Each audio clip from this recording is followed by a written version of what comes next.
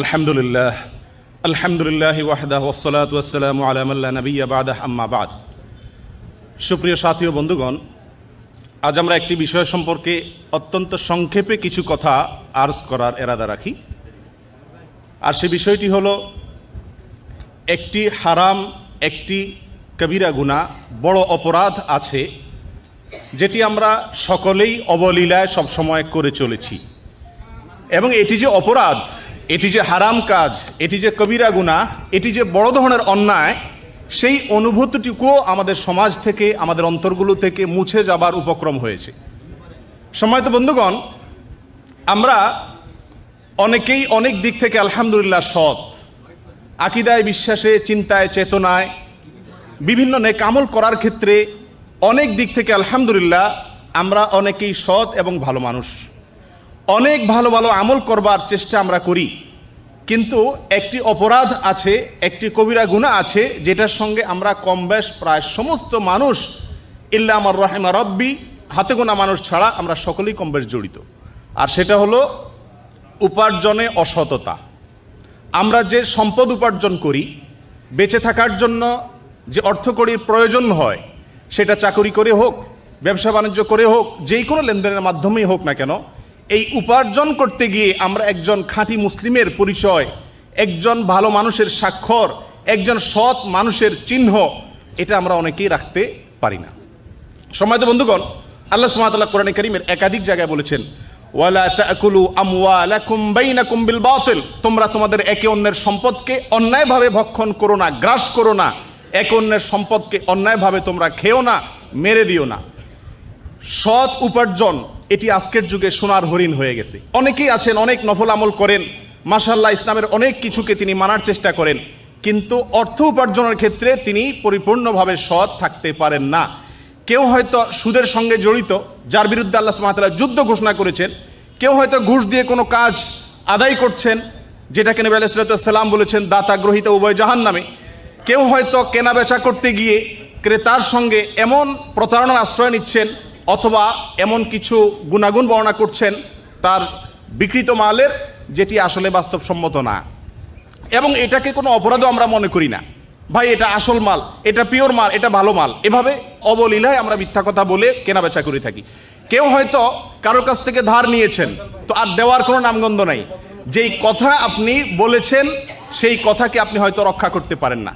সম্মানিত বন্ধুগণ, এই ধরনের নানাবিধ অপকর্ম এবং হারাম কাজ আমরা করে চলেছি। নবী আলাইহিস সালাতু ওয়াস সালাম বলেছেন, মাতালুল গনিয়্যি যুলমুন, যে ব্যক্তি সম্পদশালী, তাকে আল্লাহ সামর্থ্য দিয়েছেন, ধার করেছেন, হাওলাত করেছেন, ঋণ নিয়েছেন কারোর কাছ থেকে, এই ঋণটা সময় মতো পরিশোধ করছেন না, টালবাহানা করছেন, এটি অবিচার, এটি অন্যায়।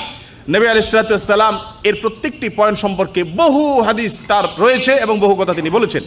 অনেকেই হয়তো চাকরি করছেন কোনো মালিকের অধীনে, কোনো কফিলের অধীনে, সেখানে যে সময়টা তিনি ডিউটি করার কথা সেই সময় তিনি মোবাইল টিপছেন, কথা বলছেন, অন্য কোনো কাজ করছেন, ফাঁকি দিচ্ছেন। এক কথায় নানাভাবে আমরা আজ বিভিন্ন ধরনের অন্যায়, অর্থনৈতিক অন্যায়, বিভিন্ন ধরনের হারাম উপার্জন আমাদের পকেটে আসছে এবং আমাদের শরীরে ঢুকছে। সম্মানিত সাথী ও বন্ধুগণ, যদি এই অবস্থা চালু থাকে তাহলে দুনিয়া এবং আখেরাতে আমাদেরকে 15-20টা বড় বড় মুসিবত এবং গ্লানির মুখোমুখি হতে হবে। আমি সংক্ষেপে শুধুমাত্র কোন কোন বিপদগুলো আমাদের সম্মুখীন হতে হবে যদি আমাদের উপার্জনের সততা আমরা অবলম্বন করতে না পারি, আমি শুধু সেগুলো বলি। এক, যদি কেউ হালাল উপার্জন পরিপূর্ণ না থাকে, আপনার যত সম্পদ আপনি করেছেন, যা বক্ষণ করেন, প্রতি মাসে যা ইনকাম করেন, এখানে যদি একটি পয়সাও হারাম না থাকে, হারামের কোনো লেশ না থাকে, তাহলে আপনি পিওর মুসলিম। আর যদি কোনো হারামের লেশ থাকে, অবৈধ উপার্জন থাকে, আপনার হয়তো বেতনটা হালাল, সাথে কিছু ফাঁকি ঝুঁকি দিলেন, কিছু চুরিদারি করলেন, কিছু মিথ্যা কথা বললেন, বিক্রি করতে গিয়ে বিক্রেতাকে বা ক্রেতাকে আপনি ফাঁকি দিলেন, কিছু প্রতারণা করলেন, তাহলে আপনাকে 10টি বড় ধরনের বিপদের সম্মুখীন হতে হবে কমপক্ষে। এর ভিতরে 1 নম্বর হলো মানসিক অশান্তি। প্রিয় ভাইরা, আমাদের দেশে একটা সাধারণ ধারণা আছে, আমরা অনেকেই মনে করি যে আগে পয়সা কামায়নি, পয়সা কামায় নিতে পারলে এক সময় এরপর আল্লাহকেও পাওয়া সহজ হয়। কারণ বুড়ো বয়সে মসজিদ মাদ্রাসা দান দক্ষিণা করে ইমাম সাহেবরা, ওলামা একরাম অনেকেই হয়তো আমাদেরকে মারহাবা দিবেন, মাশাআল্লাহ বলবেন, তাহলে আমি আগে পয়সাটা কামায় নিতে পারলে সবার কাছে মারহাবা পেয়ে যাবে। সম্মানিত সাথী বন্ধুগণ, সবার চোখে ধুলা দেওয়া যায়, আল্লাহর দৃষ্টিতে ধুলা দেবার কোনো সুযোগ নাই। যারা যৌবন বয়সে বা সামর্থ্য থাকার সময় অবৈধ উপার্জন করে সম্পদের পাহাড় গড়ে তুলেছেন বা সম্পদ কামিয়েছেন, তারা একটা কালে এসে যত দান করেন না কেন, আপনি হারামের যে অপরাধ, সে অপরাধের শাস্তি থেকে বাঁচার কোনো উপায় থাকবে না। প্রিয় বন্ধুগণ, বহু লোক বৃদ্ধ বয়সে এসে মানসিক যন্ত্রণায় ভোগে, অপরাধ বোধের অদৃশ্য দাহনে জ্বলতে থাকে। এর কারণ হলো তিনি একসময় যে সম্পদ কামাই করেছেন, সেই কামাইটা তার শুদ্ধ ছিল না। অনেকের পকেট কেটে, অনেকের হক নষ্ট করে তিনি সম্পদ উপার্জন করেছেন। বড় হওয়ার পরে, বয়স্ক হওয়ার পরে তাকে মানুষ হাজী সাহেব বলে, মাশাআল্লাহ বলে, মারহাবা বলে, অনেক কিছু বলে, কিন্তু তিনি জানেন যে তিনি কত নম্বরের অসৎ এবং 2 নম্বর পয়সা কামাই করে এনেছেন। সাথী বন্ধুগণ, এই জন্য 1 নম্বর শাস্তি যেটা ভোগ করতে হয় একজন হারাম উপার্জনকারীকে, সেটি হলো মানসিক যন্ত্রণা। এই যন্ত্রণায় সে জ্বলতে থাকে মৃত্যু পর্যন্ত, কখনো সে স্থিরতা এবং শান্তি পায় না। হালাল উপার্জন অল্প করলেও যে মানসিক স্থিরতা এবং প্রশান্তি থাকে, হারাম উপার্জনে সেটি থাকে না। নাম্বার 2, ইবাদতের স্বাদ নষ্ট হয়ে যায়। আজ আমরা ইবাদত করে স্বাদ পাই না, এটাকে একরকম জরিমানা মনে করছি। এর অন্যতম একটা কারণ হলো আমাদের উপার্জনের সততা নেই। আমরা লেনদেনে সৎ না, অনেক ক্ষেত্রেই সৎ, মাশাআল্লাহ দায় রেখেছি, নামাজ পড়ি, অনেক ক্ষেত্রে হয়তো সৎ, কিন্তু লেনদেনে আমরা কি না, সৎ নই। আর এই জন্য ইবাদতের স্বাদ নষ্ট হয়ে যায়, ইবাদতের ভিতরে স্বাদ পাই না। নাম্বার 3, তুষ্টি চলে যায়। ইবাদত বন্দিগি যাই করি না কেন, আমাদের খাই খাই ভাবটা শেষ হয় না, এটা চলতেই থাকে, এবং এর ফলে দুনিয়াটা আমাদের জীবন্ত জাহান্নাম হয়। যাই পাইছি সেটা নিয়ে তুষ্ট থাকা, শুকরিয়া আদায় করার মানসিকতা থাকে না। হারাম উপার্জন মানুষকে আরো বেশি পিপাসার্থ করে তোলে, আরো বেশি তার চাহিদাকে বাড়ায় দেয়, এবং তাকে তুষ্টির যে গুণ, এই গুণ থেকে তাকে দূরে সরাতে থাকে। নাম্বার 4, দোয়া কবুল হয় না। নবী আলাইহিস সালামের বহু হাদিসে বিষয়ে আমাদের সম্মুখে রয়েছে। তিনি বলেছেন, দূর থেকে সফর করে মক্কায় আসে, বাইতুল্লাহর তওয়াফ করে এবং 2 হাত তুলে আল্লাহর কাছে, এলোমেলো চুল, ধুলামলিন শরীর, কাপড় চোপড় নিয়ে আল্লাহর কাছে 2 হাত তুলে দোয়া করে বাইতুল্লাহ, আন্না ইউস্তাজাবু লাহ, কিভাবে তার দোয়া কবুল হতে পারে? অর্থাৎ দোয়া কবুল হওয়ার কোনো সম্ভাবনাই নেই, কারণ সে তার যে দেহ, তার যে কাপড় চোপড়, এগুলো হারাম দ্বারা গঠিত হয়েছে, যার কারণে সে যতই দোয়া করুক দোয়া কবুল হবে না। সাথী ও বন্ধুগণ, এর চেয়ে বড় শাস্তি আর কি হতে পারে? আমার যদি উপার্জনে অসততা থেকে থাকে, আমার উপার্জনে যদি 2 নম্বর ইনকাম থেকে থাকে, আমার শরীরে, আমার অ্যাকাউন্টে যদি কোনো অন্যায়ভাবে কারণ 1টি টাকাও প্রবেশ করে থাকে, তো আল্লাহর কাছে আমি কিয়ামত পর্যন্ত, মৃত্যু পর্যন্ত আমি দোয়া করব, কিন্তু আমার দোয়া কবুল হবে না। অত্যন্ত বড় মাপের একটি মেসেজ এটি। নাম্বার 5, প্রিয় বন্ধুগণ, আমরা যারা অবৈধ পথে উপার্জন করি, একটি মানুষও নিজের জন্য করি না। যত মানুষ টাকা কামাইয়ের জন্য পাগল হয়ে অস্থির হয়ে ছুটেন, তাদেরকে আপনি জিজ্ঞাসা করে দেখুন, আমি নিশ্চিত যে তারা কেউই নিজের জন্য করে না। কার জন্য করে? ছেলে মেয়ের জন্য করে, বউ বাচ্চার জন্য করে। আমি খুব শর্টে একটি মেসেজ আপনাদের দিতে চাই। প্রিয় বন্ধুগণ, আমরা যে ছেলে মেয়ের জন্য 2 নম্বর পথে উপার্জন করি, হালাল হারামের বাজ বিচার করি না, ওয়াল্লাহি আল্লাহর কসম করে বলতে পারি, এই সম্পদ তাদের না প্রয়োজন, না তারা এটার জন্য আপনার পক্ষে কিয়ামতের ময়দানে আপনার সাথে দাঁড়াবে। কি বলেন?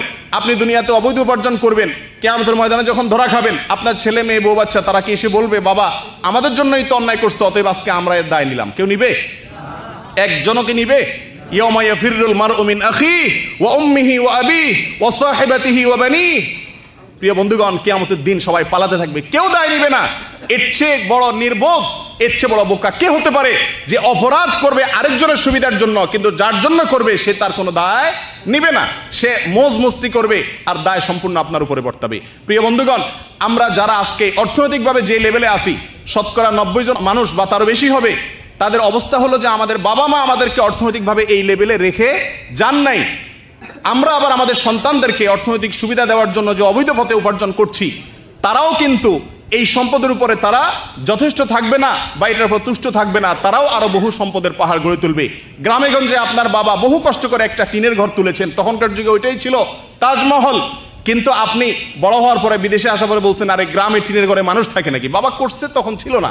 একটু টাউনের কাছে ইট দিয়া যদি ছাপড়াও করা যায় তবুও ভালো, আপনি সেটা করেন। আপনার সন্তানরা এসে চিন্তা করবে, বাবা আমার গরিব ছিল, সৌদি প্রবাসী ছিল, কয় টাকা আর পাইতো, বেচারা করছে গ্রামে মফস্বলে একটা কোনো রকম ছাপড়া ঘর। আরে ঢাকা শহরে একটা বাড়ি না হলে, একটা ফ্ল্যাট না হলে চলা যায় নাকি? সে সেটা করবে। সে আপনার ওখানে যাবে না, বছরে একবার শুধুমাত্র একটু ফুর্তি করতে যাবে। সারা জীবন কষ্ট করে যেটা করছেন সন্তানের জন্য, আল্লাহি সন্তান বেশিরভাগ ক্ষেত্রে সেটা তাকাবেও না, ভ্রুক্ষেপও করবে না। সে তার চাইতে বড় দৃষ্টিভঙ্গি, নজর তার আরো পরে। তার পরবর্তী প্রজন্ম বলবে, আরে ঢাকার যে কোনো এলাকায় থাকা যায় নাকি? ধানমন্ডি গুলশান বাড়ি দাঁড়ায় থাকতে হবে। এর পরবর্তী প্রজন্ম এসে বলবে, মাথা খারাপ, বাংলাদেশে বসবাস করা যায় নাকি? এটা একটা দেশ হলো? যাইতে হবে কোথায়? দুবাইতে, পামজমরাতে ফ্ল্যাট কিনতে হবে। এভাবে প্রজন্মকে প্রজন্ম আস্তে আস্তে অগ্রসর হতে থাকে। আমরা যাদের সুবিধার জন্য হারাম উপার্জন করছি, তারা এটা নিয়ে গর্ব করবে না, তারা ইচ্ছা তো অনেক উপরে উঠবে ইনশাআল্লাহ বিদিনিল্লাহ। সম্মানিত ভাই বন্ধুগণ, উপার্জনে যদি আমরা অসৎ থাকি, অনেক ক্ষেত্রে ভালো মানুষ কিন্তু আমার উপার্জনের সততা নাই, ওয়াল্লাহি এই জিনিসটা আজকে সোনার হরিণ হয়ে গেছে। অনেক ক্ষেত্রে আমরা ভালো মানুষ কিন্তু আমাদের উপার্জন পরিপূর্ণ 100% হালাল এবং পিওর না, টনটন করে বাজে না। যদি এই হয়, আখিরাতেও কয়েকটা গ্লানি আছে। নাম্বার 1, নবী আলাইহিস সালাম বলেছেন, মান গাশশা ফালাইসা মিন্না, যে ব্যক্তি কাউকে ধোঁকা দিল, প্রতারণা করলো, মিথ্যা কথা বললো, দেনা পাওনাদারকে সে সময় মতো পরিশোধ করলো না, মিথ্যা আশ্বাস দিল, বিক্রেতাকে বা ক্রেতাকে মিথ্যা কথা বললো, যে কোনোভাবে অসৎ উপায় অবলম্বন করলো উপার্জনের ক্ষেত্রে, কফিলকে ফাঁকি দিল, মালিককে ফাঁকি দিল, ডিউটির সময় অন্য কাজ করলো, যে কোনোভাবে সে হারাম উপার্জন করলো, সেই ব্যক্তি ধোঁকা দিল, আর যে ধোঁকা দিল সে আমার উম্মত না। নাম্বার 2, আযজুল মুযলুমাতুন ইয়াউমাল কিয়ামা, নবী আলাইহিস সালাম বলেছেন, দুনিয়াতে আপনি আমি যে জুলুম করছি প্রিয় বন্ধুগণ, কিয়ামতের ভয়াবহতম দিনে এটা বহুমুখী অন্ধকার হয়ে আমাদের সামনে দাঁড়াবে। যাদের পয়সা মারছি, তাদের যে আর্তনাদ, তাদের যে দিলের বদদোয়া, অথবা তাদের প্রতি যে আমি যে জুলুম করেছি, শুধুমাত্র এই জুলুমের সাজা কিয়ামতের দিন বহুমুখী অন্ধকার হয়ে আপনার আমার সম্মুখে দাঁড়াবে। তৃতীয়ত, নবী আলাইহিস সালাম বলেছেন, মান আখাযা শিবরাম মিনাল আরদি, যে ব্যক্তি কারোর জমিন 1 বিঘত পরিমাণ জমিন বা ভূমিকে অন্যায়ভাবে আত্মসাৎ করেছে, মেরেছে, তাকে আল্লাহ সুবহানাহু ওয়া তাআলা সপ্ত আসমান, সপ্ত জমিন, 7 তবক জমিনকে আল্লাহ তাআলা তার গলায় ঝুলিয়ে শাস্তি দিবেন। নাম্বার 4, আল্লাহ সুবহানাহু ওয়া তাআলা আমাদেরকে যে সমস্ত সম্পদ দিয়েছেন, এই সমস্ত সম্পদ দিয়ে আমরা অনেক ধনী হচ্ছি। নবী আলাইহিস সালাম বলেছেন, আতাদরুনা মাল মুফলিস, তোমরা কি জানো সবচেয়ে হতদরিদ্র, সবচেয়ে অভাবী, সবচেয়ে গরিব মানুষটাকে? সাহাবায়ে কেরাম বলেন, ইয়া রাসূলুল্লাহ, আমরা তো সাধারণত যার পয়সা কই না তাকে অভাবী লোক বলি। নবী আলাইহিস সালাম বলছেন, না, একটা লোক অনেক নফল নামাজ পড়ছে, অনেক দান সদকা করছে, অনেক ওয়াজ ও নসিহত করছে, অনেক দাওয়াতি কাজ করছে, অনেক ভালো কাজ করছে, ছেলে মেয়েকে দিনদার বানাইছে, মসজিদ মাদ্রাসা করছে, অনেক কিছু করছে, দিনভর ওয়াজ শুনছে, মাহফিল শুনছে, কিন্তু তার উপার্জন সৎ ছিল না, উল্টা পথে ইনকাম করতো, সেটা অল্প হোক আর ব্যস্ত হোক, বেশ হোক। এই ব্যক্তি কিয়ামতের দিন কারোর প্রতি জুলুম করছে, কাউকে গালি দিছে, কারোর হক মারছে, কারোর টাকা মারছে, এই হকগুলা দিতে দিতে তার সমস্ত সওয়াব যেগুলো সে দুনিয়া থেকে নিয়ে গেছে মানুষকে দিয়ে দিবে, এবং সে রিক্ত হস্ত এবং ভিখারি হয়ে যাবে কিয়ামতের ময়দানে। এর চাইতে বড় অভাবী লোক আর কে হতে পারে? সম্মানিত ভাইরা, এটা শুধুমাত্র উপার্জনে অসততার কারণে হবে। উপার্জনে যদি আমরা অসৎ থাকি, তাহলে আল্লাহর রাস্তায় যুদ্ধ করে যদি আপনি নিজের জীবনকেও বিলীন করে দেন, শহীদ হয়ে যান, তবুও আপনার ক্ষমা হবে না। এক সাহাবী নবী আলাইহিস সালাম বলেছেন, ইয়া রাসূলুল্লাহ, আমি যদি আল্লাহর রাহে শুধুমাত্র আল্লাহকে সন্তুষ্ট করার জন্য যুদ্ধ করতে যাই, জিহাদ করি, আর পিছপা না হই, সামনে অগ্রসর হতে থাকি এবং জীবন দিয়ে দেই, বিলীন করে দেই শুধুমাত্র আল্লাহকে সন্তুষ্ট করার জন্য, আমার কি সব গুনাহ আল্লাহ মাফ করে দিবেন? নবী আলাইহিস সালাম বলেছেন, সব গুনাহ আল্লাহ মাফ করবেন, তবে যদি কারোর তুমি দেনাদার থাকো, কারোর কাছে তোমার যদি কোনো পাওনা থাকে, কারো পাওনা যদি তোমার কাছে থাকে, তো মনে রাখবে সেটুকু আল্লাহ সুবহানাহু ওয়া তাআলা ক্ষমা করবেন না। শহীদদের জন্য সেই সুযোগ নাই। সম্মানিত ভাইরা, কিয়ামতের দিন এইভাবে ধরা খাইতে হবে, 1টি 2টি 5টি 10টি টাকার জন্য অন্যের। সম্মানিত ভাই বন্ধুগণ, সর্বশেষ কথা হলো, জান্নাতে প্রবেশের কোনো সুযোগ নাই। নবী আলাইহিস সালাম বহু হাদিসে বলেছেন, যেই দেহ হারাম দিয়ে গঠন করা হয়েছে, সে হারামটা সুদের মাধ্যমে আসুক, ঘুষের মাধ্যমে আসুক, কফিলকে মালিককে চাকরিতে ফাঁকি দিয়া হোক, 2 ঘন্টা দেরিতে গিয়া হোক, অথবা কারোর টাকা টালবাহানা করে ঘুরিয়ে ফিরিয়ে হোক, অথবা যেই কোনো উপায়ে যদি আপনি অবৈধ উপার্জন করে থাকেন, আমরা অবৈধ উপার্জন করে থাকি, সম্মানিত বন্ধুগণ, এই দেহ জান্নাতে প্রবেশ করবে না, বরং এটি জাহান্নামের উপযুক্ত। নবী আলাইহিস সালাম বলেছেন, যে ব্যক্তি কোনো মাল, কোনো সম্পদ, কোনো মুসলমানের সম্পদকে মারলো, সে ব্যক্তি আল্লাহর সঙ্গে সাক্ষাৎ করবে কিয়ামতের ময়দানে এমত অবস্থা যে আল্লাহ তার উপরে প্রচন্ড রাগান্বিত, আল্লাহ সুবহানাহু ওয়া তাআলাকে সন্তুষ্ট অবস্থায় তার সামনে এসে দাঁড়ানোর সুযোগ পাবে না। অন্য হাদিসে আসছে, নবী সাল্লাল্লাহু আলাইহি ওয়াসাল্লাম বলেছেন, যে ব্যক্তি কারো মালকে নিয়েছে, হাওলাত নিয়েছে বা যে কোনোভাবে নিয়েছে, নেওয়ার সময় নিয়ত হলো সে দেরি করবে বা দিবে না বা ঘুরাবে বা টালবাহানা করবে, আল্লাহ সুবহানাহু ওয়া তাআলা ওই ব্যক্তিকে ধ্বংস করে দিবেন। প্রিয় বন্ধুগণ, এই হারাম উপার্জনের এত অবাল, এত শাস্তি, এত ভয়াবহ কথা এসছে যে এই দিকে আমাদের সবচেয়ে বেশি ভ্রুক্ষেপ করা দরকার। আল্লাহ সুবহানাহু ওয়া তাআলা আমাদের সকলকে উপার্জনের সৎ হওয়ার তৌফিক দান করেন। আমরা যত উপার্জন করব, যেখান থেকেই করব, পিছনে যেগুলো হয়ে গেছে সেগুলোর জন্য মালিকের, যাদের অর্থকে আমি যে কোনোভাবে আত্মসাৎ করেছি বা অন্যভাবে আমার কাছে এসেছে, তাদের কাছে পৌঁছে দেওয়ার চেষ্টা করব। কোনোভাবে তাদের কাছে পৌঁছে দেওয়ার সুযোগ না থাকলে তাদের উদ্দেশ্যে দান করে দেব, আর নতুন জীবন গড়ার সংকল্প করব। সম্পূর্ণ হালাল ইনকামের উপরে থাকবো। ওয়াল্লাহি দুনিয়াতে মানসিক শান্তি পাবেন, আখিরাতে জান্নাত সহজ হবে ইনশাআল্লাহ বিইذনিল্লাহ। অনেক নেকামল অনেকে আজকালকার যুগে অনেক করেন মাশাআল্লাহ, কিন্তু এই ক্ষেত্রে ধরা পড়ে যান এবং এই পয়েন্টে এসে ধরা পড়ে যাবেন। আল্লাহ সুবহানাহু ওয়া তাআলা আমাকে, আপনাকে, আমাদের সকলকে, সারা দুনিয়ার সমস্ত মুসলিম ভাই বোনদেরকে সবাইকে আল্লাহ তাআলা সততার উপরে থাকার তৌফিক দান করুন। বিদায় হজের ভাষণে নবী আলাইহিস সালামের জীবনের শেষ মুহূর্তে তিনি সাহাবা ইকরামকে অত্যন্ত হৃদয়গ্রাহী, মর্মস্পর্শী একটি উপস্থাপনায় তিনি এই কথাটি বলেছিলেন। তিনি বলেছিলেন, এখনকার সময়টা কোন সময়? বলেছিলেন সম্মানিত সময়। মাসটা কোন মাস? সম্মানিত মাস। জায়গাটা কোনটা? সম্মানিত জায়গা মক্কা। তিনি বলেছেন, ঠিক এরকম এই মাসের মতো, এই সময়ের মতো, এই দিনের মতো, এই জায়গার মতো আল্লাহ সুবহানাহু ওয়া তাআলা তোমাদের সমস্ত মুসলমানদের ইজ্জত, তাদের সম্পদকে আল্লাহ সম্মানিত করেছেন। এই জায়গাকে মক্কাকে, আরাফাতের ময়দানকে, জিলহজ মাসকে আল্লাহ যেরকম সম্মানিত করেছেন, এগুলো সম্মান নষ্ট করা যেরকম অপরাধ, কোনো মুসলমানের সম্পদকে, তার জীবনকে, তার ইজ্জতকে নষ্ট করা সেরকম অপরাধ। আজ থেকে আমরা এই জিনিসটিকে সংকল্প করব যে আমার উপার্জনে কোনো অসৎ উপায় আমি অবলম্বন করব না, একটি টাকাও অবৈধভাবে আমি কামাবো না, হালালের উপরে আমি তুষ্ট থাকবো।